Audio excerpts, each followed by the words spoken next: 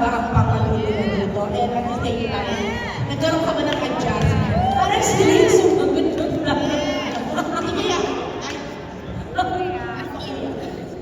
Doon muna tayo sa first question. Okay.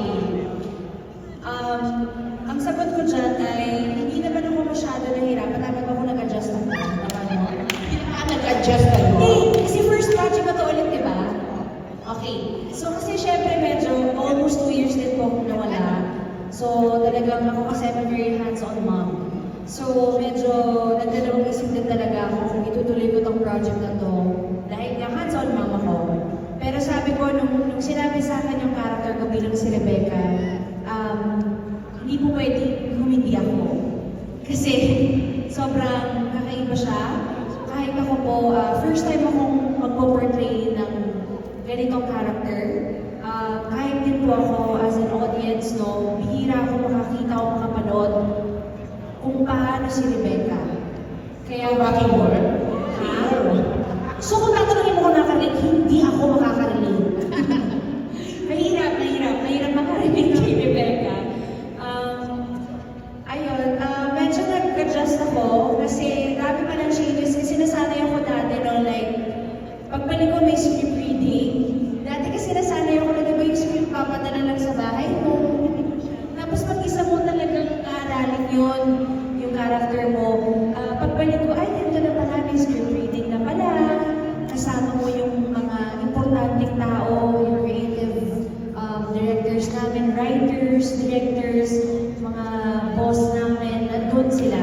So, mas may pressure siya nung pagbalik ko na, shots, ito pala talaga, no, kailangan talaga 110 or 120% talaga ibibigay mo. Ito na yung mundo ngayon. Ito yung nagulat ako na ito na pala yung nangyayari na hindi ko nakita sa loob ng 2 taon. At yung second question ng mga politics. Yun na kayo nagkagat mo lahat namin kahit na hindi yung panalinawan, yung adjustment. Hindi, kanino mas connect yung character mo? Kay Bea, kay Carla, paano? Kanino mas connect? Oo. I think po connected ako sa lahat. Ay, I really think so. Connected ako sa lahat. di kaya ikaw ang killer? Tingnan natin. Gusto mo ba? Pwede naman. Gagawin ko para sa'yo.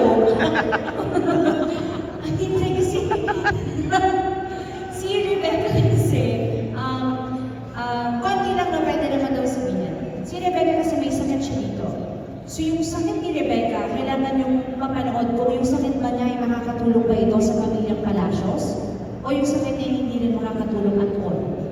So yun po yung sagot ko sa tanong mo na connected siya sa lahat. Marami siyang alam. Ikaw lang, maraming alam. Okay. Yan, thanks, Rita.